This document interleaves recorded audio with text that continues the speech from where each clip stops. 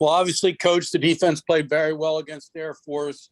In your view, what were the biggest reasons for the improvement from week 1 to week 2? I think that, the things that I lamented last week are just about us not playing with the kind of effort that I'm used to seeing our guys play with, the kind of fight and aggressiveness. And, I thought that first week we played on our heels a little bit and I waited around for something to happen instead of making things happen. I thought we addressed that after the game. And I thought certainly our guys came out and played extremely hard. And when we do that, I can tell these guys here all the time, it can cover up some deficiencies. It can cover up some mistakes. It can cover up some missed tackles. And I thought that's what you saw on Saturday, along with us executing at a really high level. And certainly that part of it wasn't perfect, but I thought our effort was what I expect and what we have to have in order to be able to win football games around here and play good defense. So that was the biggest piece of me. We flew around. We had guys playing banged up. We had guys playing for each other. It was fun to watch. Disappointing outcome. Still would have liked to have gotten off the field in some critical third down situations where we didn't execute. But outside of that, I thought our kids played really well. Just proud of what we did despite the loss. I thought Diego maybe set a tone early. I think on the first series, he came flying in and really jacked somebody up. And then like early also, I saw Mitch West made a hell of a hit on somebody. I mean, he came flying from like across the field and slammed somebody. How much does that mean when your senior leaders do that? That's kind of example to everyone else, isn't it?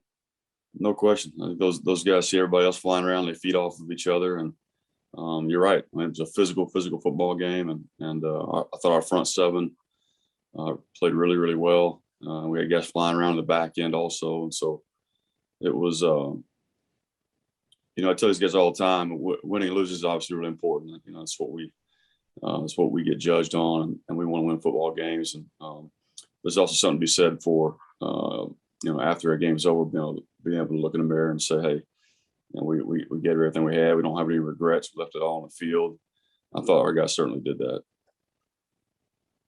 I thought Jacob Busick grew up a little bit. He had a couple really big plays, tackles for loss, or at least appeared to be behind the line of scrimmage. You're getting in the backfield, causing some problems. What did you see out of Jacob? Would you agree that he stepped up? Yeah, 100%. You look at him, you look at a guy like Will Harbor, first time playing in a game like that, and you always wonder how those guys are going to compete. But both of those guys in particular showed me a lot Saturday of what they're made of. They both fought. They both played a ton of snaps. They're both playing injured. Busick had sprained his ankle the week before, toughed it out during the week, and went out there and played a bunch of snaps. And Will Harbor, 2 sprained MCLs, a tweaked ankle, and finished the football game. And he's a tough dude. Both those guys are. But really, really pleased with both of them. They certainly showed me something, that's for sure. And it was really, really good to see that because we need it. So obviously Michael McMorris did not start initially due to an injury, and you went with a interesting lineup, Marshall out at corner and Hodges, I believe, at the striker position. Kind of talk about why you went that way, and any concern about Marshall having to be in one-on-one coverage outside like that? Yeah, it's an option game plan, and we feel like our boundary corner against the option is more of a force player than anything else. You certainly got to be able to cover a little bit, but it's a different kind of ball game. And then to put a bigger body like Hodges at striker against what Air Force does, using a tight end a bunch and running some power and some 2-back run game. I feel like that was just putting guys in better positions to be successful by doing that. And then Mikey, had been a little banged up. We weren't sure what his status was going to be at game time. And so went through the warm up and all the pregame protocol and felt good. And so, but John had a good week of practice, so we started him early. And then, but obviously Mikey went in there and played the majority of the game. And last, before I turn it over to someone else, there was a little bit of bad news with Kevin Brennan and Mitch West. Coach Nehemiah told us yesterday it was not looking good for West. It was more positive for Kevin. Yeah. Where are you at there, and how if you don't have those guys the next game, how big a loss is that? Yeah, well, I mean, those are two of our best players, two of our best leaders. Really disappointed for Mitch. What he's done for our program, especially just within the last year, and the way he's handled himself, the way he practices, the way he plays. He's a guy that I never question his effort and his loyalty to his teammates and those kind of things. So disappointed for him to have that kind of an injury.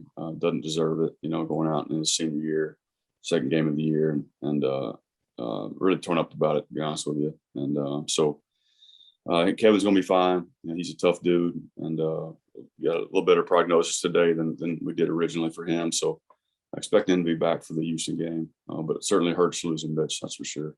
Not only just he's a good player, but just the kind of person he is and what he does for a football team outside of just on game day. Thank you, Coach. Yes, sir. Let's go to Scott Wyckoff. Hey, Coach. Scott Wyckoff, WBAL Radio in Baltimore, Navy Radio Network.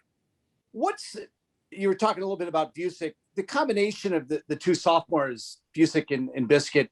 What's impressed you the most about their development and what they've done through 2 games for you? I tell you, Biscuit played his tail off on Saturday. He's a tough dude, plays with a chip on his shoulder, plays really hard, super physical in the interior, hard to block. He's really good in these kind of games, the academy teams in particular. But they're both tough, physical, both play really hard. Couldn't be more pleased with those two guys and their development. And really, Jake was playing his first season, first meaningful snaps with Biscuit from where he was into last year to now has improved tremendously. And I think that's due to a bunch of different things. I think Coach Hall has done a great job of developing him. I think Coach Fitzpatrick and his staff have done a good job of changing his body in the weight room, and he's just more comfortable with the defense. And so you see him starting to really progress and kind of coming into his own at that position. And I keep saying this about Busick. I think his ceiling is really, really high. I mean, he's a really good player now, and he's going to be really, really good. So really, really pleased with both those guys. And I would imagine this coming up next week against Houston, aside from maybe Notre Dame, this is probably going to be the biggest line that they're up against. I would imagine it's going to be a true challenge for both of them.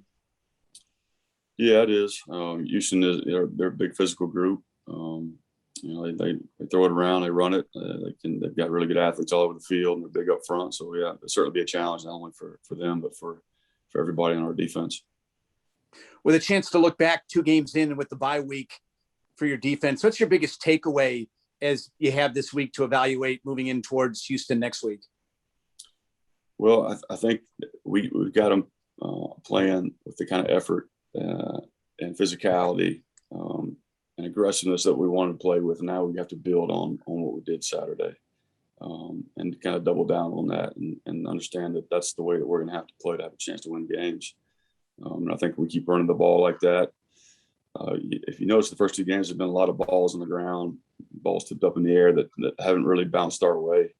But the football gods are going to be good. The odds are going to come back around. We're going to start to get those balls, get our hands on them, and get takeaways, and we've got to be great on third down moving forward. And we have not been. I think our situational awareness has to get better. In third and short, third and long, those kind of things. We've got to get those takeaways. We got to get 6 like we always talk about, and we've got to get off the field on third down. Had we done that in a couple of key situations on Saturday, it might have been a different game. Thanks, Coach. Yes, sir. Phil Bergman. Coach, just heading into this bye week, what are some of the goals for the defense? What are you guys wanting to work on?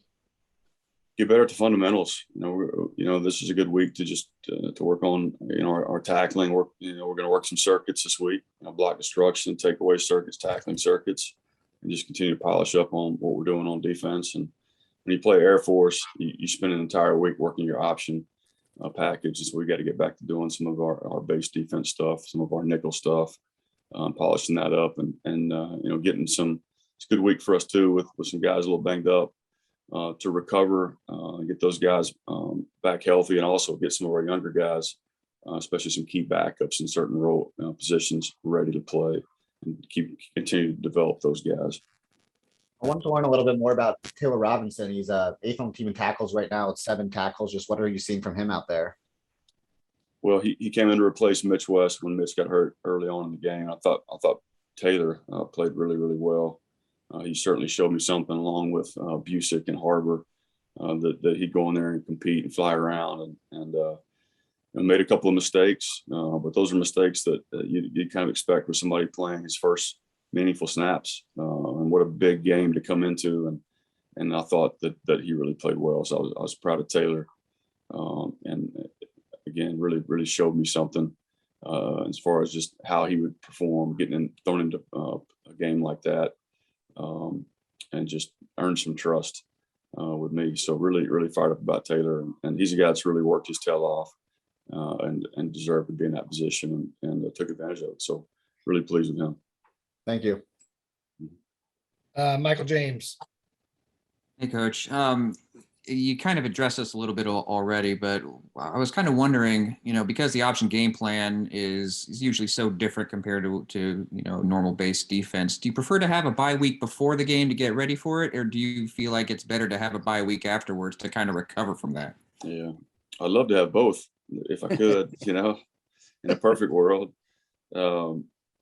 You'd like to have one before. Obviously, you have 2 weeks to get ready. We had a week to get ready for Army last year, a week to get ready for Air Force.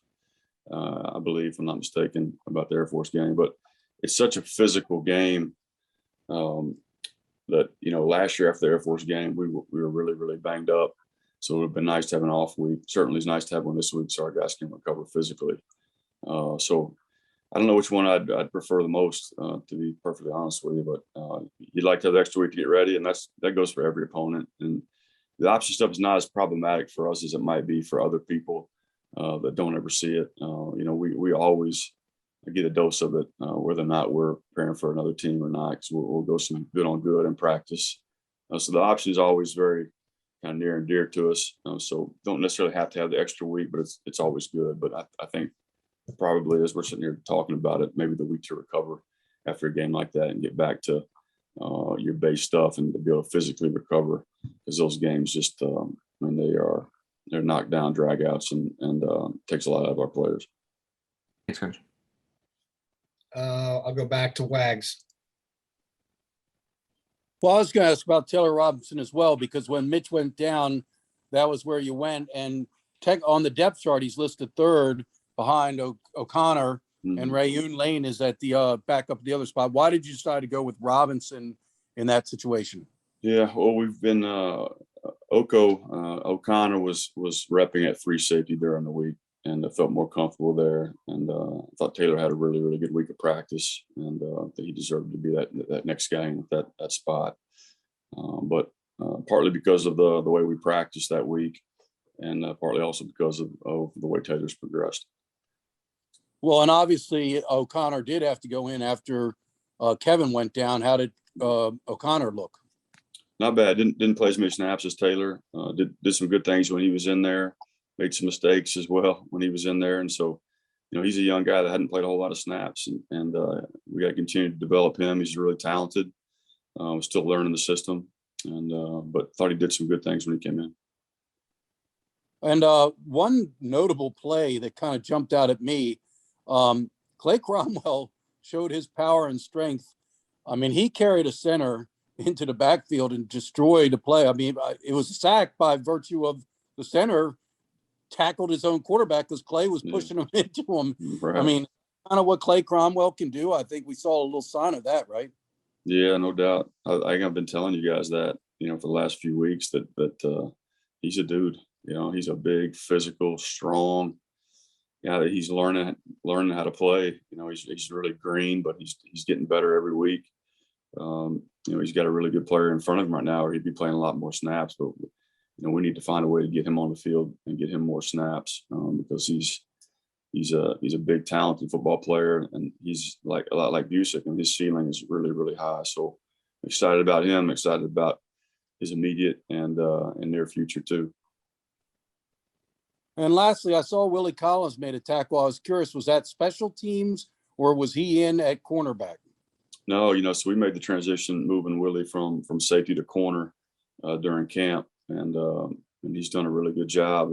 It's a tough transition, it's something he hasn't played before, but Coach Green's done a great job of getting him ready, and he was the backup going into that game, and so we got him there and did a couple of good things. Didn't play a ton of snaps, but he was ready to go. Had a good week of practice.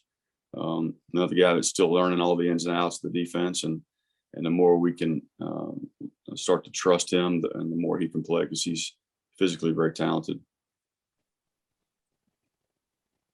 Is Mbidi Williams the other backup corner?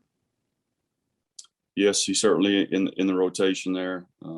This week, Willie would have been the third corner in, or the fourth corner in. John Marshall, Jamal, and Mikey were the kind of a 3-man rotation going into the game. So Mbidi would have been kind of the fifth guy right there. So, but yeah, he's another guy like Willie, still learning it. He's a talented young player, but again, tough to play here as a freshman, but certainly got the tools to play for us. It's just a matter of us feeling good about him knowing everything and being able to trust him when we put him out there.